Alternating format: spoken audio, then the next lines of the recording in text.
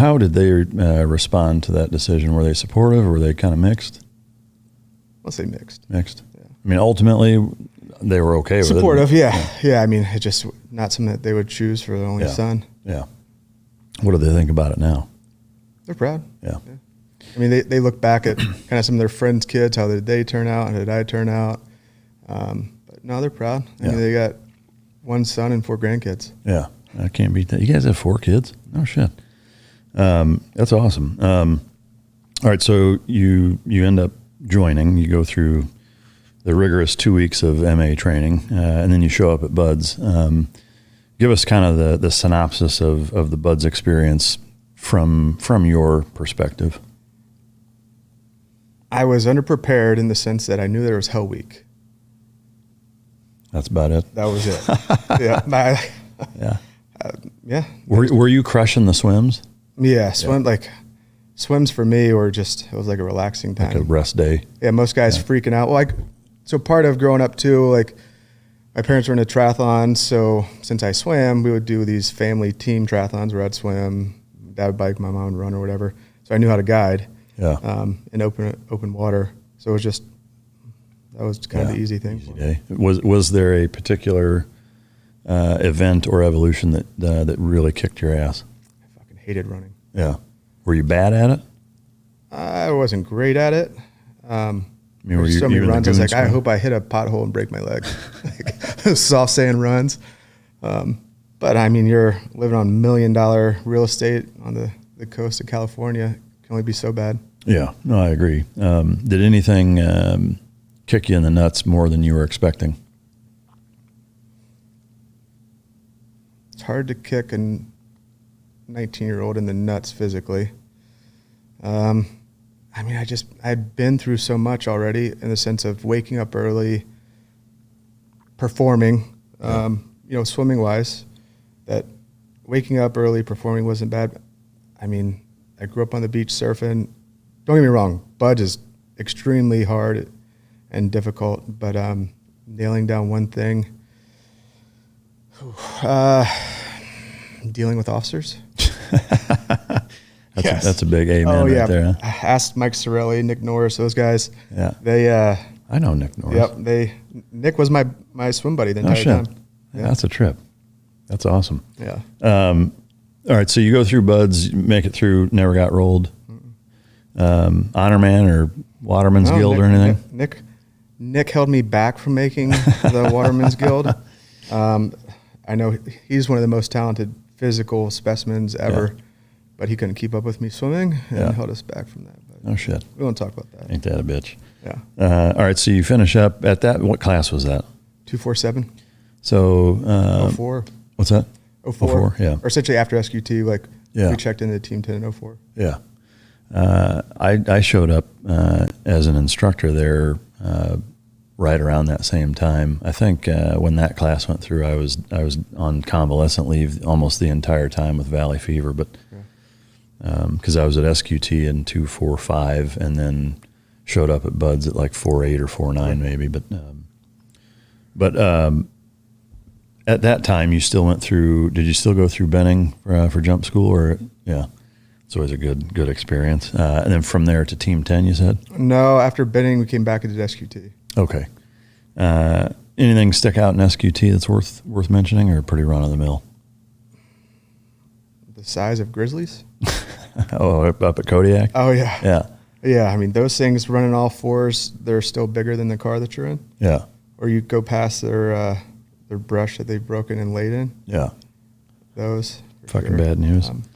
So what about San Clemente though? San Clemente, the surf there. Yeah. And doing all the Jap Scully. Yeah. I remember this one night. I don't know why they had us do this. It was for some reason, but we had to go through the surf with our rucks, I guess maybe to make sure that we didn't have any leaks. But the surf was like 10, 12 feet. And I was having fun. Like it was a blast for me going through surf and that stuff. But I remember Nick and I getting through the surf and we looked back and I think there was maybe one other person. So we went back and would help, but that was a good time and the size of lobster that you could catch. Yeah. San Clemente is a neat place, no doubt about it. So after SQT, you check into Team 10. You said did you say you broke your leg earlier? Yeah, our first trip was to Shaw's and Fort Knox. We had the good 15-passenger van pool. The van fight? Oh, yeah, yep. And you're a new guy. At Knox, I broke my leg jumping out of a house window. No shit. Yeah, it's like a gear shakeout and just snapped it right. Man. Yep. How long did that put you down for? 8 weeks, 12 weeks. Linked back. I mean, I was a brand new guy too. Linked back up with my team, 8-10 weeks or so in land warfare. Picked right back up. Didn't miss. I mean, Yeah. Physical therapy and stuff. Remember on crutches trying to jump through VBSS training, just kind of keep up and learn. Yeah. As a new guy and just see. So Yeah. So with SEAL Team 10, what was your first deployment like with them? there are a lot of unknowns, expectations. I mean, we were on a C-5 landing in Baghdad like we were on a fighter jet. Really? Oh yeah, like they're like, pack your bags, but have a bag ready. Like we may have to like put the ramp down. You have to jump out and like have your shit on and go. And it's like, okay. This is what, 05? Yeah. 06? Yep. 05. I was like, I guess we'll see how this goes. We did. It was a mixture of PSD for some of the government officials, and at nighttime DA stuff. Yeah. So I mean, with it being your first deployment as a SEAL, I mean, it sounds like from an ideal standpoint, like you kind of got right after it and got right balls deep into the action, right? I mean, yeah. How did that affect you operationally? Like, was it received well? Did it? Was there anything you struggled with, or was it pretty like, hey, this is fucking awesome, and you enjoyed it? A mixture of everything. I remember on one of our first mission briefs, they're like, gave it to us, then probably half an hour later, they come back and say it's too dangerous. I remember looking at my buddy, I was like, what the fuck do you mean it's too dangerous? Like, this is what we signed up for. Yeah. Dangerous is what we signed up for. So that was, again, I was 20 and wrapping my head around what they meant, and obviously now I get it. But that was kind of a letdown, reckless, being young, not fully understanding the picture.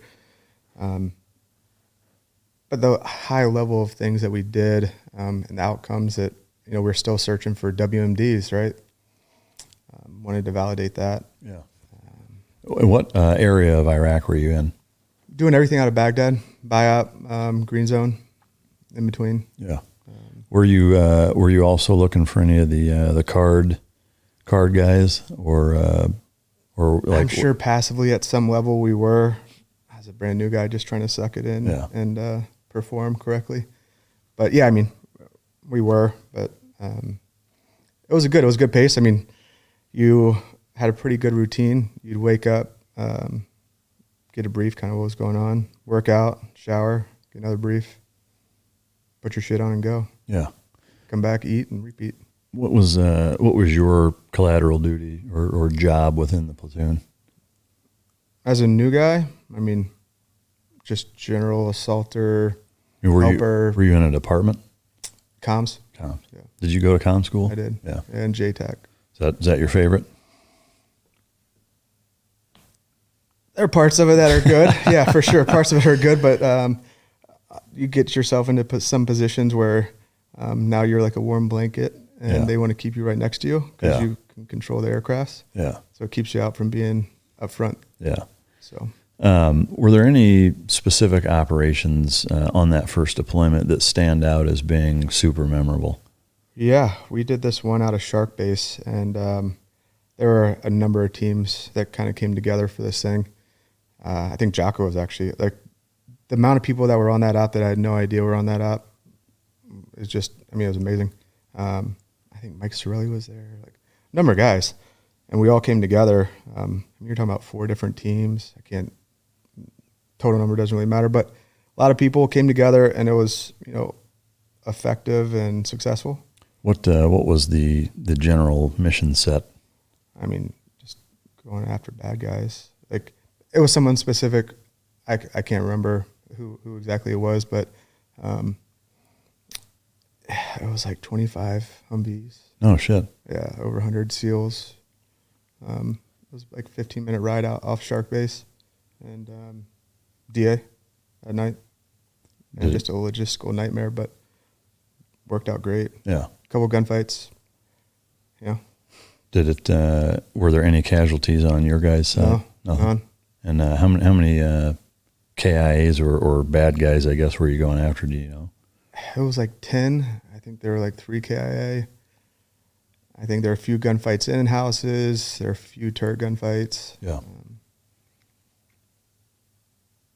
Yeah. I mean, like, on the big scheme of things, we treat gunfights as just like it's a normal thing. Yeah. But that was eye-opening. But 2 of those turrets aren't like they were now. Yeah. They're open-aired, no strike plates, just a 50 and a bunch of bad shells. attitude. Yeah. Did you get any like get into any close range engagements with enemy fighters on that first deployment? No. None. Nope. Do you remember the first time that you did where it was super up close? Does that stick out? Yeah, it wasn't until like 2011. Oh, really? Okay. Well, we'll get there. So going back to that first deployment, it sounds like overall it was pretty successful.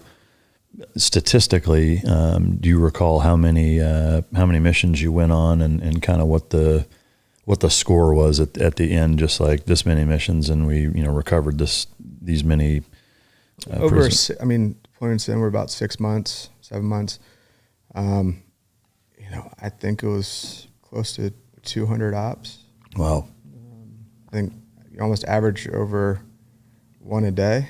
Yeah. You'll do 2. The EKIA totals were, always in the 100 plus, sometimes 400 plus. Wow. Depending on if it was kinetic, what was going on. And those numbers continued to elevate through 08, 09, yeah. 10. How many deployments did you do with Team 10? 4. 4. Were they all to Iraq, or did you do some Afghanistan? All to Iraq. I augmented and went to Afghanistan in 08. With development group, yeah.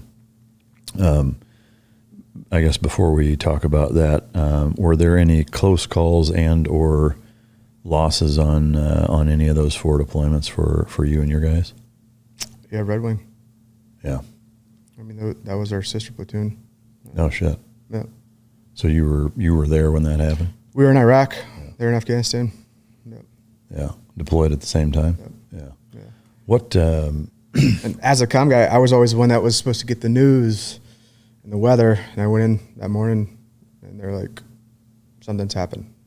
Okay, like, what is it? They're like, go get your platoon chief. All right. When you heard it, what did that do to you? Like, what was your first reaction? Couldn't really grasp it. You knew those guys really well, right? Some, yeah. I was because you didn't know the names, or they weren't even giving us the names in them. But yeah, like, couldn't grasp it. We were getting very little information. It was still very dynamic. They hadn't found Marcus yet. They were having a hard time getting guys up there. It's like, and you look at the evolution of war and technology and how things progressed. It's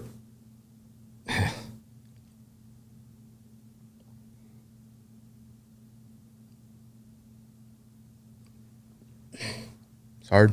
Yeah.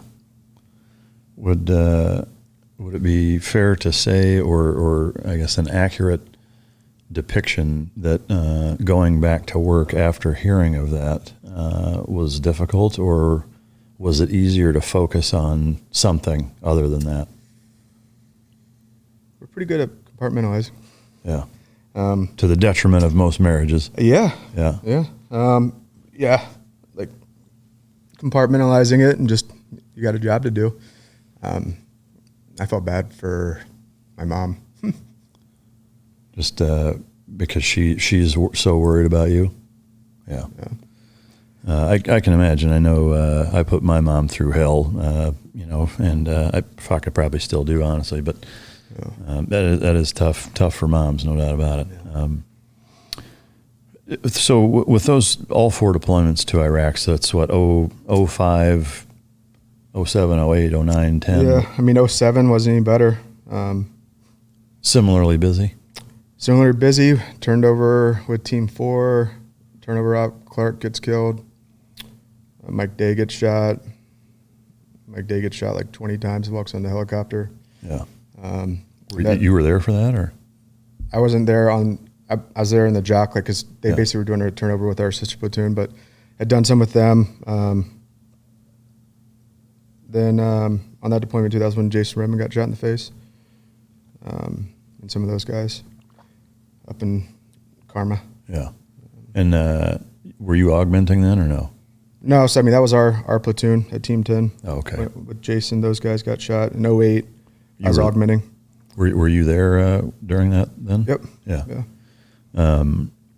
I guess having heard that story from him, and you being through it, what kind of stands out in your mind about that operation? Like how do you reconcile it all? It was the second time we went into that area. The first time we went into it, we got into a big gunfight. DJ had gotten shot in the plates on the first time. AC-130 gunship was shooting the roof that guys were under. They couldn't get off, throwing grenades, PKs. So we knew that area was shitty. On the second iteration, when that whole thing happened, we landed right on the X, just time didn't allow us to do it. Walk in, land on the X, and not much was going on, but like typical, air calls out that some guys left an area and walked into the field. And so the ground force commander rounded up a group of guys and said, "Go check them out." I stayed there. I was a comm guy, so this is where comm guys kind of get fucked. The shaft. I sit there with the ground force commander, and so they walk out there, and we've done it a million times. Yeah. Can't find them, or you find them and they're just laying there. And air said that they didn't see any guns, nothing. They just walked out there, and we're sitting there in kind of a cornstalk high field. And comms were distant enough I couldn't really hear their calls, and gunfire just opened up. I was definitely felt helpless, but they were able to handle what they needed to handle. As much shit that was going on. Glad none of them died. But yeah, that gunfight felt like it took forever. Yeah. And those AC-130 pilots, I don't know if they have any closer drops than they do from that night. I mean, they got flying crosses, like top awards, like amazing. I think they dropped like within like 5-7 meters. No shit. Were you calling those in? No, Jay was. Oh, okay. Jay Aliassen. He was the J Tech that went with that group, and he was calling them in while he was dragging Redmond back. Wow. Were there instances as a comm guy where you called in air support in any type of similar situation like that? Like, were there times where you saved the day, so to speak, of calling shit in? I wouldn't say calling shit in saves the day. I was never in a situation where calling shit in saved the day. I mean, yeah, I called shit in, but it was always part of a fire maneuver thing. And honestly, that night is why I was on that track to go to JTAC, and I was in JTAC then in 07. But after that deployment, like, I got it, and then when I went on the augment, I went there for JTAC. That. Yeah. For those 4 deployments, did you yourself have any combat-related injuries or really close calls?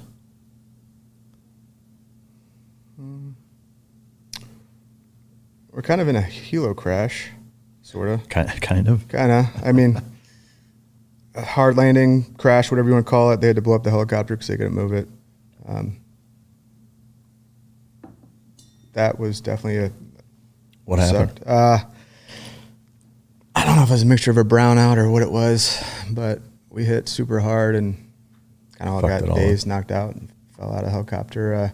Actually, on that op with Redmond, and when he got shot in the face, I fell out of the 60. I was the last guy getting out of the 60. And fell out of it about 15 feet. Really? I had one of those big, prick 115 or whatever, like 25 Big pound heavy radios on my ass back. Yep. And you fell out. Did it fuck you up? Oh yeah, I was walking around, so it was like I'd already broken my leg. Already had 2 pins in that. Like, so I mean, it was just kind of always continuously building on more and more impact on your body. Yeah. Any close calls shots wise? Yeah, I mean, rounds skipped around. RPGs flew by. 08, we did some other stuff in the augment and continuously just learning by the fire hose and tactics, equipment continuously changing. And what I learned in 08 was like, hey, like here's what's going on, or just so we were able to preserve ourselves. Yeah. Stop the rescuing terrorist objectives. Like, guys would just kick doors in and run right in. And we just kept evolving. 09, I mean, so like 07, there were some other deaths. 08, a few other guys got killed. September 11th, 2008. When on the 07 deployment, guys from your task element or? Yeah, Jason Lewis from Team 10. Yeah. What happened with that? And were you there when it happened? Took some EFPs into a Humvee and didn't make it. Another guy took an EFP in his leg. But yeah, some guys got pretty messed up there. Were you there on those? They were in southeast of Baghdad. We were in Fallujah. Oh, okay. Did you ever run into any close calls IED wise? Personally? Yeah. Yeah. Sure as fuck. I got to go through the Rolodex. Yeah, we did. We landed on the Exus one time, went into a house that had nobody but a freshly poured concrete in the center of the room, following a trail out the door. We sprinted out of there before it blew up on us. Did it blow up right after you got out? We ended up dropping on it. We ended up dropping on that. Yeah. Yeah. Damn. Because we landed on the X. They didn't know. We were able to get out of there before. Yeah. That was with development group, I assume? No, that was still at Team 10. Really? Yep. That was at Team 10. Later on other deployments, we had some houses blow up on us. Other shit like that kind of dazed us, getting in that big gunfight and that kind of stuff.